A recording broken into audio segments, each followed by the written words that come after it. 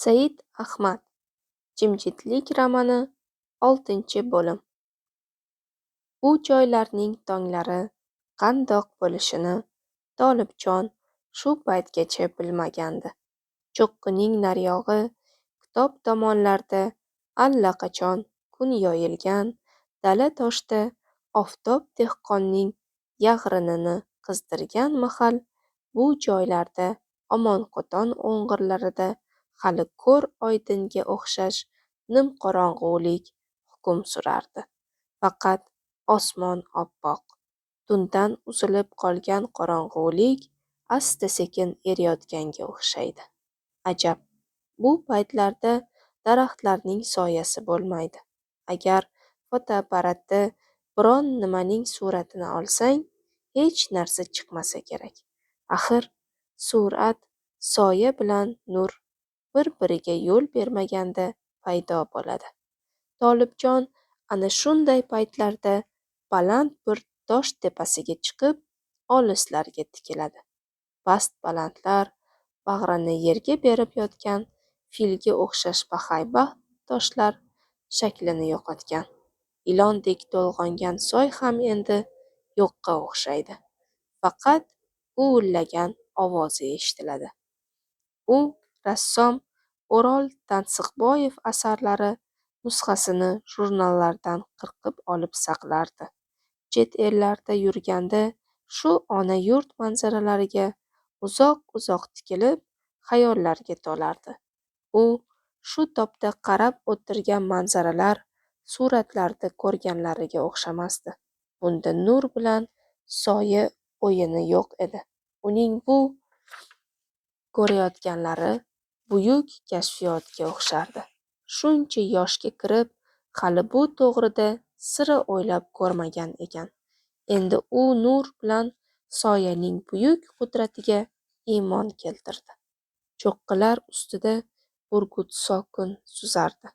Tog' orqasida bosh ko'targan quyosh uning qanotlarida chaqnaydi. Go'yo osmonni falakda burgut yonayotganga o'xshaydi. Mana shu burgut oftobni cho'qqiga tortib chiqarayotgandek edi. Ha demay, burgut orqasidan quyosh cho'qqiga chiqdi. Chiqdi-yu, olam nurga to'lib ketdi. Azamat chinorlar pastliklarga uzun-uzun soyalar tashladi.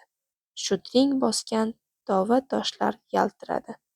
Tog' yonbag'irlari xuddi azamat timsoh terisiga o'xshab ketdi. Sharsharalardan suv emas, nur to'kilayotgandek. Atrofdan qushlarning chug'ur-chug'uri-yu, olislarda cho'ponlarning hayt-huyti eshitila boshladi. Tolibjon har tong ana shu manzaralarni tomosha qilgani chiqadi. Tiniq, chang-g'ubordan xoli, shaffof havo, hech qanday ta'rifga sig'maydigan ko'rinishlardan Tolibjon huzur qilardi. Uning tarang tortilgan asablariga sokinlik, halovat, orom berardi. Tolibjon ana shu jimjitlikni qidirib kelgandi. Uni topdi. Ona yurtidan, tug'ilib o'sgan so'qmoqlaridan topdi. So'qmoq boshida jiyanining qorasi ko'rindi. Tog'a, katta enam chaqiryaptilar. Choyingizni icharmishsiz? Tolibjon o'rnidan turib yuqoriga chiqa boshladi. U endi so'qmoqdan chiqqanida jiyani dikanglab chopib ketdi. Tog'a, meni tuting, tutib bo'psiz.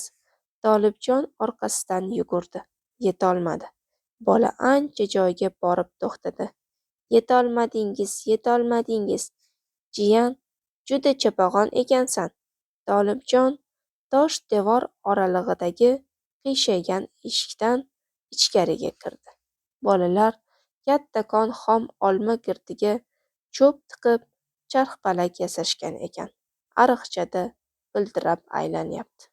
Etagini lippa urib olgan Zaynab loy o'choq chetiga oyoq tirab sut pishiryapti. Kuyov ayvon ustuniga osib qo'yilgan kaftdaggina oynaga qarab soqol olyapti. Zaynab o'choqdan cho'g'larni tortib, zarang cho'michda sopol tovuqqa sut quyib Tolibjonga uzatdi. aka, qaynoqqina ichib oling. Ayvonda yaqindagina tandirdan uzilgan ikkita kulchani ro'moliga o'rab o'tirgan kampirning ovozi eshitildi. Hoy bola, ichib ol. Ertalabki sog'ilgan sutning hikmati ko'p. Sen yurgan yurtlarda sut dalqonini suvga qorib beradi deyishadi. Bunaqada sutning sutligi qoladimi? Darrov ichib ol, bolam. Halqumingni kuydirib ich. Aslo tomoq og'rig'i bo'lmaysan. Shundoq qil, bolam. Tolibjon tik turgancha sut ho'play boshladi. U ko'p yillardan beri bunaqa shirin sut ichmagandi. Kampir aytgancha bor. U yurgan yurtlarda poroshok qilingan sut sotilardi. Ta'mi ham boshqacha edi. Hali bolalarning hammasi uyg'onmagan, kechqurun tog'am bilan yotaman deb xarxasha qilgani choyshabga burkanib uxlab yotibdi. U kecha allamahalgacha Tolibjonning bo'ynidan quchoqlab, ertak ayting, tag'in ayting deb qo'ymagandi. Ertak yarmiga kelmayoq pish-pish uxlab qolgandi. Zaynab kelib o'z o'rniga oborib yotqizganini ham bilmagandi. Uning yonginasida ishtonchan bittasi o'tiribdi. U hali bet-qo'lini yuvmayoq kattakon kungaboqarni timdalab pista chaqayapti. Yostiq, ko'rpa-to'shak ustida pista po'choqlariga to'lib ketgan. U har zamon Tolibjonga qarab iljayadi. Tolibjon shu topda borib bolani o'pib olgisi keldi. Zaynab bola tepasiga kelib, uyat dedi. Hamma yoqni po'choq qilib yuboribsiz-ku. Qani to'ra qoling, o'rningizni yig'ib olay xo'jayin. Zaynab shunday deb bolani ko'tardi-yu, ishtonsiz orqasiga beozor shapillatib urdi.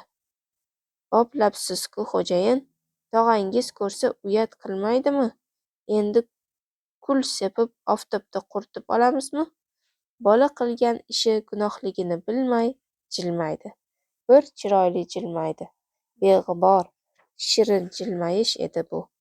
Bu norasta, begunoh go'dak jilmayishi edi. Zaynab uning qornidan ko'tarib ariq bo'yiga olib ketarkan, yuzlaridan cho'lp-cho'lp o'pardi. U bolaning bay-baylashiga qaramay, baqirtirib ariqda jildirab oqayotgan muzdek suvda orqasini yuvdi. Bola bu jabr-zulmdan qutqarishni so'ragandek tog'asiga umidvor qaradi. Hamma yog'i shalabbo bolani ko'tarib ayvon tomonga o'tarkan, Zaynab akasiga gap qotdi. Bu kishi shunaqalar. Har kuni ahvol shu. Ayvonda o'tirgan kampirning ovozi eshitildi. Hoy Zaynab, senga necha marta aytish kerak? Bolaning qovog'iga qo'chqor moyi surtish kerak. Nega aytganimni qilmaysan? Zaynab hali uyg'onmagan yana bir bolasini ko'tarib ayvonga oborib yotqizdi. Keyin so'ridagi o'rinlarni bir chetga taxlab supurib oldi, joy qildi. Tolibjon onasini ko'tarib so'riga olib o'tqizdi. Kampir ro'moliga o'roqliq issiq nonni qo'lidan qo'ymasdi. Tolibjon uni ko'targanda butun vujudidan issiq, jizza solingan sedanali non hidi anqib ketdi. Nonushta paytida janjal chiqdi. Bolalar tog'am bilan o'tiraman deb xarxasha boshlashdi. Hoy tog'alaring bitta, senlar ko'psanlar. Qaysi bittang bilan o'tiradi? Men bilan. Ikkitasi ikki yoniga, bittasi tizzasiga o'tirdi. Joy tegmagani qovoq tumshug'i osilib teskari qarab oldi. Men sizni tog'a qilmayman. Sizni yomon ko'raman. Dadamni tog'a qilaman. Tolibjon huzur qilib kuldi. Senga samakat obkelib berganman-ku. Kerak emas. Tolibjon oxiri uni o'ng tizzasiga olib o'tirishga majbur bo'ldi. Kampir ularga tanbeh berardi. Hoy, nega bunaqa qilasanlar? Tog'ang choyini ichib olsin. Kampir ro'molini yechib, jizzali nonni timirskilanib o'g'lining oldiga qo'ydi. Issiqqina yeb ol. Atayin sedana septirganman. sedana yemaganingga ham ko'p yillar bo'lgandir. Aksiga olib, sedana o'lgur bir otim noscha qolgan ekan. Hamma yoqni sedana hidi tutib ketdi. Yana janjal chiqdi. Bolalar tog'amning nonlaridan yeymiz deb chuvillashdi. Zaynab bir chimdimdan ushatib, ularning qo'liga berdi. Endi qolganini tog'ang yesinlar. Xo'pmi, oppoq bolalarim? Yo'q, bolalar talashib, tortishib, nonni uloq qilishvordi. Tolibjon zo'rg'a bir burdagina yeb qoldi. Kampir yana gapga tushdi. Kunda yegan och, yilda yegan to'q deb shuni aytadi-da. Hoy kuyov to'ra, Xartumning bozoridan bir qadoqqina sedana olib kelib bering. Xo'p, dedi kuyov bo'shagan piyolani dasturxonga qo'yar ekan. Kuyov nihoyatda kamgap yigit edi. Tong otgandan to nonushta tugaguncha undan chiqqan gap shu: kampirning sedana olib keling deganiga javob xo'p degani bo'ldi. U qachonlardir Toshkentda zoveterinariya texnikumida o'qigan, kolxozga vetvrach bo'lib kelgandi. Bu orada kolxoz sovxozga aylandi. U o'sha vetvrach. Ilgarilari Usmonali do'xtirning qo'liga tegmasdi. Hali mol fermasida, hali yaylovga chiqib ketgan qo'ylar suruvida, hali tog'da o'rmalab yurgan echkilar orasida. Bora sovxozga bitta vetvrach kamlik qilib qoldi. 30,000 qo'y, 12,000 qoramol, minglab echkini bitta vetvrach eplayolmasdi. Bir tog'ga chiqib ketganicha Usmonali oylab qolib ketardi. Soch soqoli o'sib, qorayib, ozib-to'zib qaytib kelardi-yu, 2 kun o'tmay yana Usmonali do'xtir kerak bo'lib chaqirib ketishardi. Endi bunaqa vetvrachlardan 4 ta zonalarga bo'lib olishgan. Usmonali faqat echkilarga qaraydi.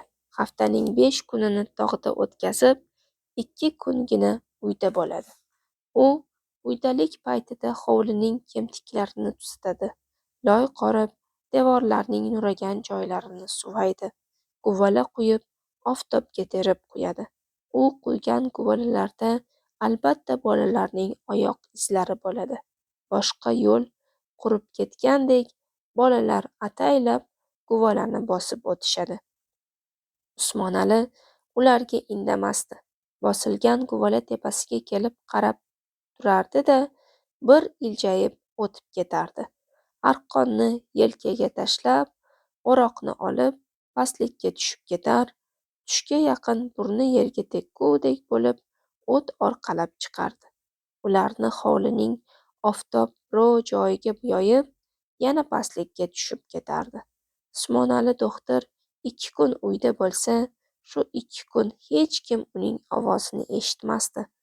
Ba'zan toqati toq bo'lgan Zaynab alamini to'kib solardi. Hoy, menga qarang, uyda yo'q paytingizda-ku, mayli, nega bor paytingizda ham yo'qqa o'xshab yurasiz? Axir shu kolxoz o'lgurda ishlaganingizga 20 yil bo'lay deyapti. Qo'l ostingizda ishlaydiganlardan bittasi giroy bo'ldi. Cho'ponlarning ko'kragi orderga to'lib ketdi. Nega sizga bittagina medal ham bermaydi? Usmonali do'xtir bu gapga javob topolmay, medalni nima qilaman, deydi. Nima qilaman emish, siz ishdan boshqa narsani bilmaysiz. Hozir davru davron kimniki? Gap bilganniki, majlisda gapiradiganlarniki. Siz miq etmaysiz. Hech majlis-pajlisda gapirganmisiz? Usmonali do'xtir yana boshini sarak qiladi. Gapirib nima qilaman? Uyda qandoq bo'lsangiz, ishingizda ham shundoqsiz. Odam tilini unutib qo'ygansiz. Mollar tilini bilasiz. Hoy, deydi kampir. Og'zim bor deb har gapni aytavermaydi odam degan. Erkak odamni vazifasi topib tutib kelish. Topganini uyga tashisa, ro'zg'oringda kamchiliging bo'lmasa, bolalaringni usti but, qorni to'q bo'lsa, yana nima kerak senga bolam? Kampir gapirayotganda Usmonalining yuzi yorishib ketadi. Xuddi uning ichidagi gapni aytayotgandek boshini qimirlatib turadi. Bolalarning ham dadasi bilan unchalik ishi yo'q. Bolalar erkalatmaydigan, o'ynatmaydigan kishilarga suykalishmaydi. Kelganda dadam keldi deb sevinishmaydi ham. Ketganda ketdi deb kuyunishmaydi ham. Usmonali tog'dan yong'oqmi, do'lanami, ravochmi orqalab kelganda unga tomon go'r yugurishadi xolos. Tog'larda ular istagan konfetlar, teshik kulchalar, samokatu velosipedlar bo'lmasdi. Bolalar uni uyga ovqat tashiydigan, uy ishini qiladigan kishi deb bilishardi. Shuning uchun ham Tolibjonga bolalar shundoqqina yopishib qolishgan edi. Usmonali do'xtir bugun tog'ga ketadi. Shu ketgancha 5 kun kelmaydi.